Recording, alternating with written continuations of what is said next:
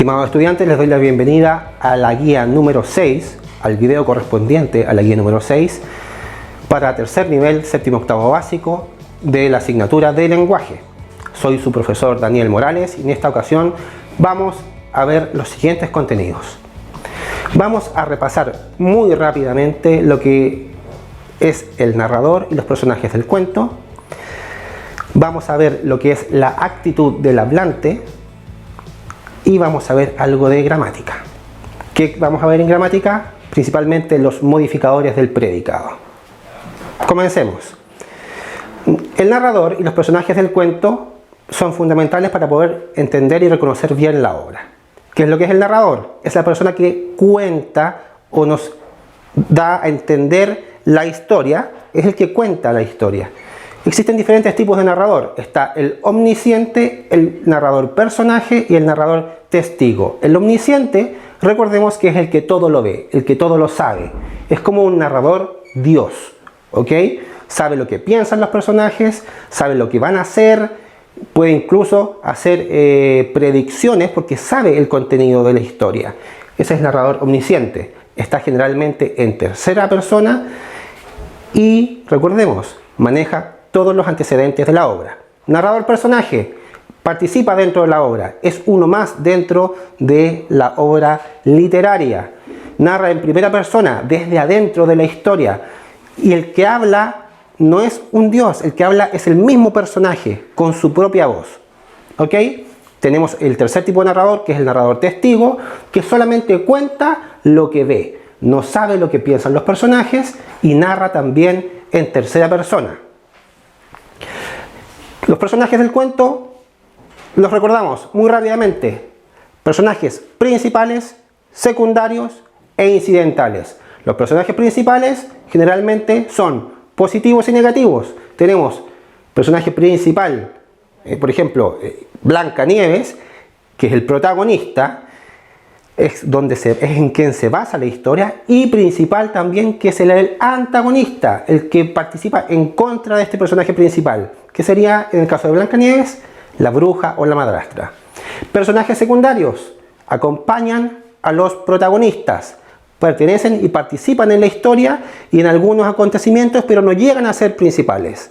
Por ejemplo, la reina o los 7 enanitos. Y los incidentales son aquellos personajes que no tienen ninguna presencia permanente o importante en los hechos que ocurren en el cuento. Por ejemplo, los pajaritos en el bosque. Ahí tenemos 3 tipos de personajes del cuento. Entremos en materia nueva. Actitud del hablante. ¿Qué es la actitud del hablante? Cuando uno emite un mensaje, lo que sea, lo que yo quiero comunicar, lo manifiesto de una cierta manera y tengo una cierta opinión con respecto a este mensaje cuando yo lo emito y con una actitud. No es lo mismo decir no estoy de acuerdo a, por ejemplo, decir no estoy de acuerdo. Lo hago con una intención distinta, con un modo distinto. Esa es la actitud del hablante. Las actitudes más usuales que se pueden encontrar en el hablante las vamos a clasificar en oraciones. ¿Qué tipos de oraciones en cuanto a actitudes podemos encontrar? Las vamos a clasificar en 6.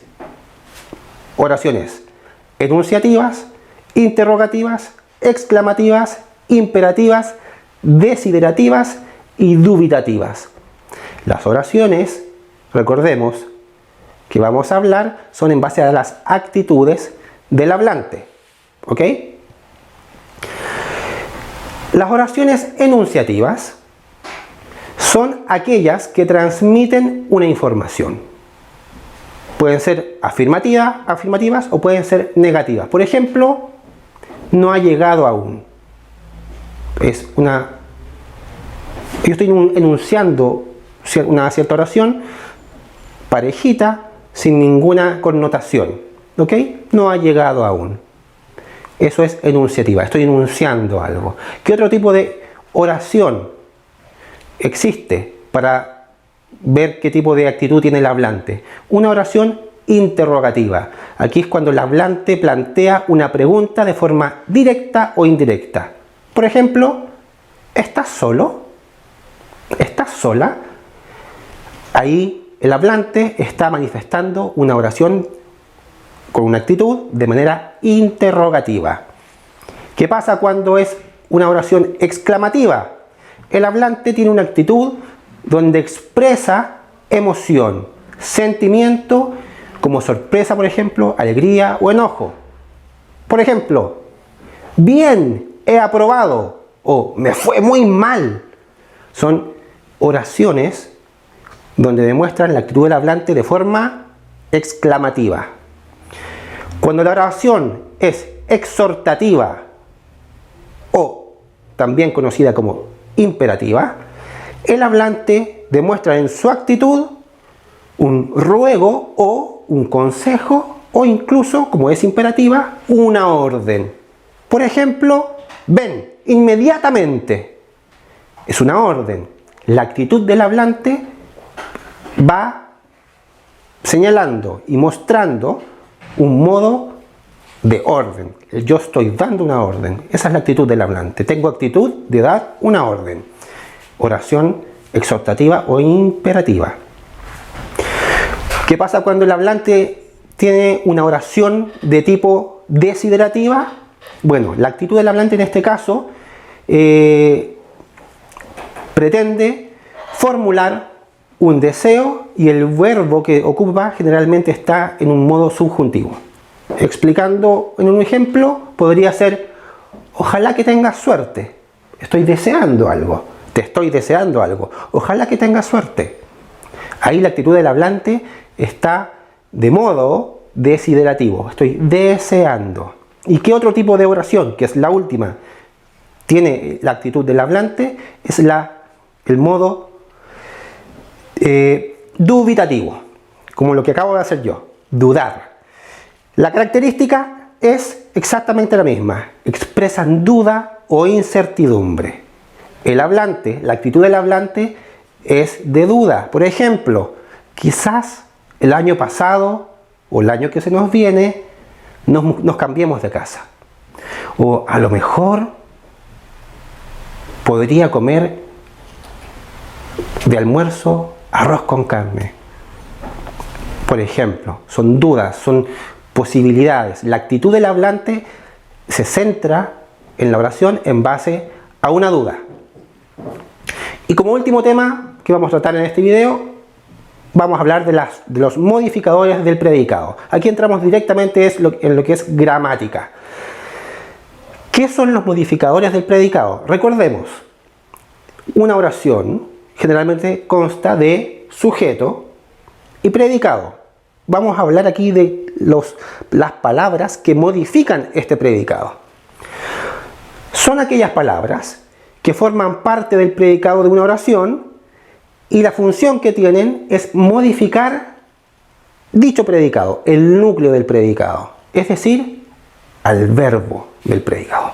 Por ejemplo, ¿qué tipos de modificadores tenemos? Tenemos el complemento directo, el complemento indirecto y también tenemos el complemento circunstancial y el complemento agente. Vamos por parte. Complemento directo.